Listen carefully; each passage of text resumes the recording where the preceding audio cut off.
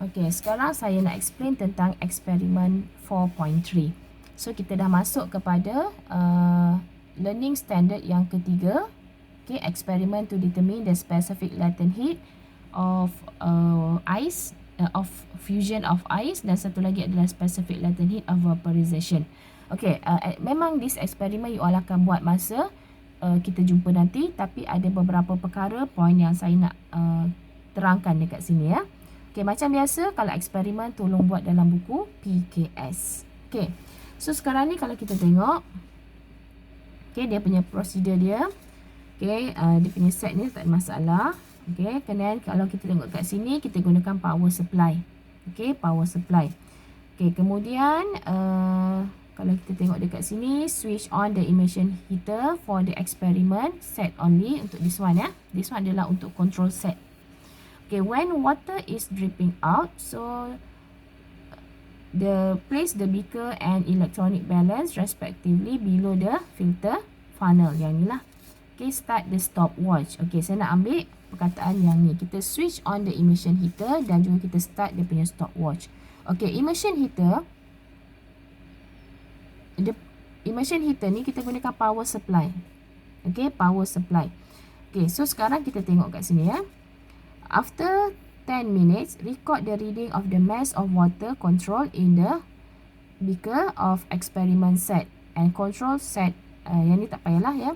Switch off the immersion heater and record the power. Yang ni.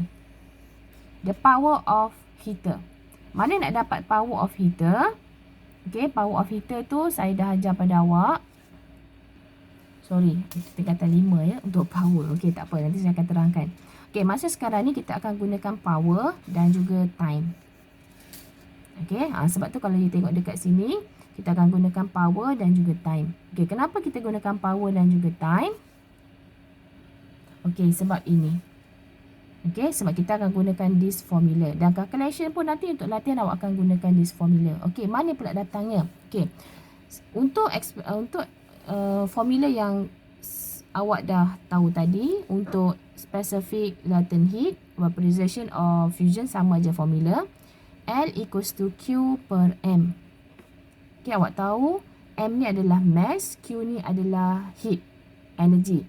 Okay, tapi untuk eksperimen dan juga kadang-kadang untuk calculation, kita tak boleh direct dapat nilai heat tu tadi. So, you kena gunakan, okay, kita ada satu lagi formula, Q sama dengan PT. P ni adalah power. Okay, T ini adalah time. So, kita akan gunakan Q equals to PT. Sometimes kita akan gunakan PT. Okay, so ini this formula yang kita akan gunakan nanti. Bukan yang ni. Kita akan gunakan adalah L equals to PT over M. Okay, formula lain yang kita akan gunakan adalah yang ini dalam kita menyelesaikan soalan. Okay. Okay, kita tengok kepada solving problem. Okay, saya skip dulu untuk learning standard yang keempat. Kita masuk terus kepada solving problem sebab tadi kita dah terus bincang dia punya formula. Ya. Okay, so sekarang kita tengok figure 4.22 shows a 480 watt. Nampak tak? Dia dah bagi dah maklumat dekat sini. Ya. Okay, immersion heater used to melt ice in a container. So, in 120 second. Okay. So, dia dah bagi maklumat juga. The reading of the electronic balance decreases by 0.172 kilogram. Okay, so what is the mass of ice that has melt during the heating period? Okay, so you tengok bahagian solution. Okay, bahagian solution. Okay, sebelum tu, awak tengok kat sini ya. Kita ada untuk tajuk heat, saya dah bagi tahu hari tu kita mesti buat assumption. Tapi dia tak payah tulis. Okey, kat sini dia terangkan pada awak supaya awak faham konsep dia tu. Okey, apa assumption yang pertama atau anggapan yang pertama adalah ice is melt by heat from the immersion heater only. Okey, kalau you refer kat sini, okey, so kita ini adalah immersion heater. Okey, kita masukkan air, so ini adalah disambung pada power supply. So, kita anggap ais ni melt disebabkan oleh immersion heater sahaja. Anggap. Sebab sebenarnya dia melt bukan setakat immersion heater. Kalau ais tu you biarkan sahaja dekat luar pun dia akan melt kan, because ada kita punya heat from surrounding. Okay, tapi untuk calculation kita assume benda tu. Sebab kalau kita nak kira heat yang daripada mana-mana ni, tak selesai soalan kita. Ya. Okay. Kemudian all water from the melting ice flow out of the container. Okay. All water from the melting ice flow out of the container. So, relate the change in the reading of the electronic balance of the ice, of the mass of ice which has melt. Okay. So, maksud sekarang ni, kalau dia, bacaan dia ni adalah berkurang, maksudnya itu adalah mass of ice yang melt. Ya. Okay. Yang kedua, consumption. Ini untuk A lah tadi. Ya, okay, untuk soalan A. Jadi sekarang kita jawab soalan A dulu. Okay, so dia dah bagi tahu mass. Okay, mass kita adalah dia punya power adalah 480 watt. Okay, kemudian dia punya time adalah 120 second dan juga mass adalah 0.172 kg. So, dia nak tanya berapakah mass yang melt. So, kita anggap mass yang melt tu adalah 0.172. Yang ni. Okay, kita anggap dia itulah nilai dia. Ya. Okay, maksudnya dalam yang untuk A tak ada apa-apa calculation. Okay, B. Calculate the specific latent heat of fusion of ice. Okay, ini pun dia buat lagi assumption. Okay, all heat supply by the immersion heater is absorbed by the melting point.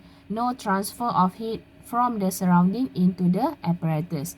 Jadi kalau dalam soalan, okay, dalam soalan kalau dia tanya assumption untuk heat ni, semua sama. Okay, no transfer of heat from the surrounding into the apparatus. Ataupun stop sampai sini sahaja. Ini tak payah. Okay, so ingat assumption untuk heat, tajuk heat ini sahaja. Ya, jangan pening kepala. Okay, so tadi dia dah you extract maklumat. So kita gunakan, dia tak ada, kita tahu formulanya adalah L equals to Q over T. Dia tanya adalah specific latent heat. Okay, Q tak ada, dia tak bagi apa-apa. Jadi tempat Q ni you gantikan dengan PT. Ni digunakan PT tadi.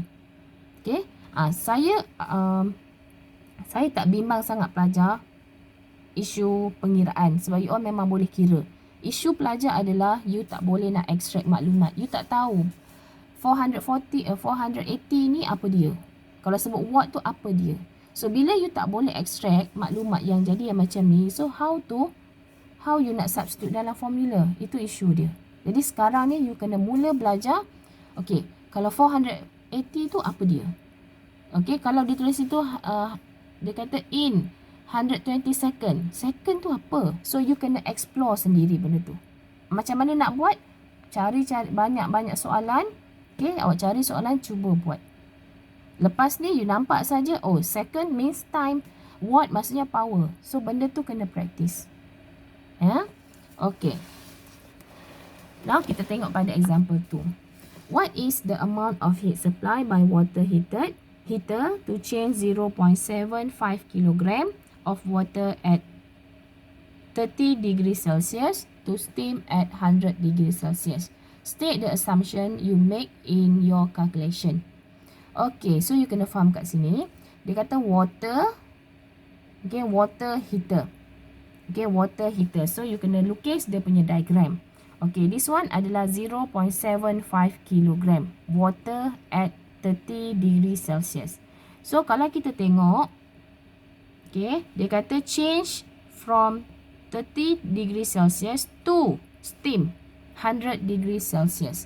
So, maksudnya, sebelum dia nak tukar kepada steam, okay, dia tak boleh daripada 30 terus jadi 100. So, dia kena tukar kepada water at 100 degrees Celsius. Kemudian, daripada water at 100 degrees Celsius, baru dia akan tukar kepada steam at 100 degrees Celsius juga. Dia tak boleh lompat phase. Dia kena ikut dia punya step. Ya. Okay. So, soalan tadi adalah what the amount of heat supply. Okay, daripada sini pergi sini. Okay, so kalau you perhatikan dekat sini. Q1. Q1 equals to MC delta theta. Cikgu, kenapa ada C? Ingat, ini water 30 degree Celsius. Ini water 100 degree Celsius. Kita ada change in temperature. So, bila change in temperature, maksudnya dia adalah specific heat capacity. Okay. This one 100 degree Celsius. This one 100 degree Celsius. Okay. This one water. This one steam. Okay. Same temperature but different phase. So, this situation we call as latent heat. Ini yang saya terangkan tadi tu. So, that's why kenapa kita gunakan different formula. Okay. Boleh faham ya? Okay. Mass dia kita dah tahu. Okay. Delta theta perubahan suhu dia. This one 30, 100. So, that means change in temperature dia equals to 70 degrees Celsius. Ya. Okay. So, kita tengok dia punya solution. Make assumption. Dia akan tanya juga assumption. So, all heat supplied by the water, the heater is absorbed by water. No loss of heat to the surrounding during heating and change of phase. Okay. There are two stage of change. Okay, this one lah yang saya terangkan tadi ni. So, tak payah terangkan yang ni. Ni, tak payah explain balik. You just draw sahaja. Okay, bagi mudah untuk kamu kira. So, Q1 plus Q2. So, Q1 kita akan gunakan formula bagi specific heat capacity. Q2 kita akan gunakan specific latent heat.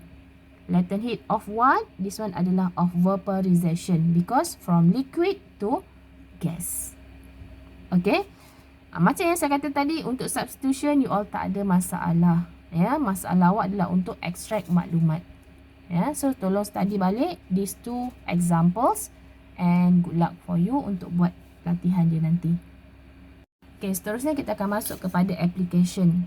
Okay, application yang ada dalam buku awak ada dua sahaja, iaitu cooling system in refrigerator. Yang kedua adalah evaporation of sweat.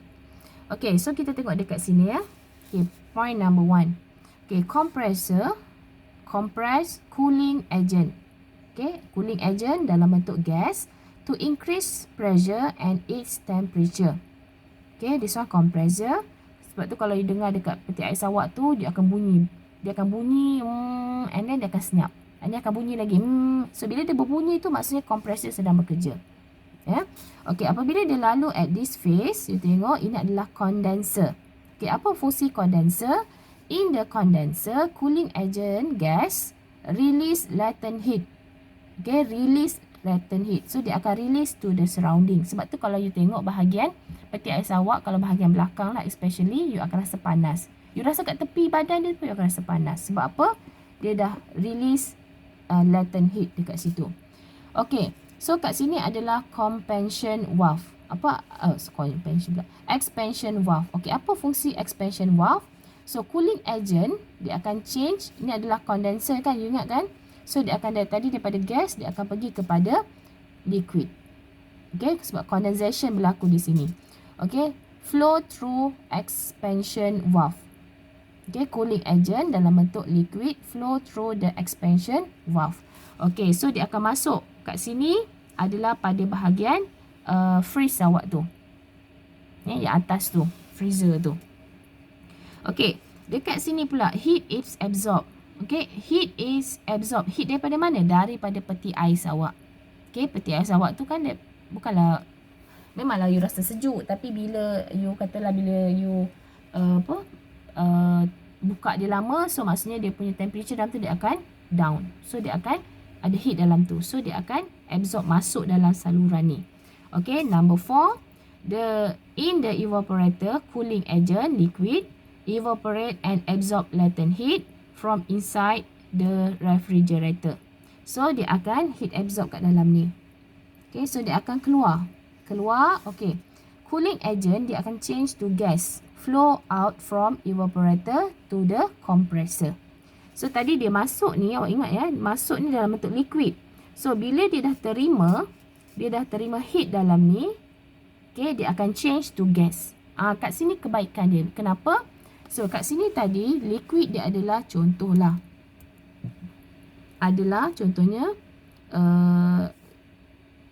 maksudnya tadi heat tadi digunakan untuk break dia punya bond molecules. Tapi temperature unchanged. Sebab tu kalau you tengok peti ais tu dia akan sentiasa sejuk. Okay, so this process dia akan ulang balik. So compressor dia akan compress cooling agent gas, okay, untuk increase dia punya pressure and temperature. Bila sampai dekat sini, heat is released. So dia akan change to liquid. Okay, but at the same temperature. Ya. Okay, this one adalah untuk peti ais awak. Now kita tengok untuk macam mana bila awak berpeluh. Okay, we sweat on hot days or while doing heavy work. Okay, when sweat evaporate, heat is absorbed from the body causing the cooling effect. Okay, kita tengok gambar ni. Okay, bila kita buat kerja, so kita akan berpeluh. So kenapa berpeluh? Berpeluh tu bagus. Okay, so peluh tu dalam bentuk liquid. So liquid tu tadi dia akan absorb heat from our body. Okay, dia akan absorb heat from our body. That itu akan menyebabkan kita punya badan dia akan become cool. Ya. So, tapi apa jadi pada sweat tu tadi? Okay, apa jadi pada sweat tu? Kat sini kata, the rate of evaporation will increase when there is air circulation. Okay, sebab kita punya air at the surrounding sentiasa bergerak. So, dia akan evaporate. Okay, dia akan evaporate. So, itu kegunaan ataupun application untuk latent heat in daily life.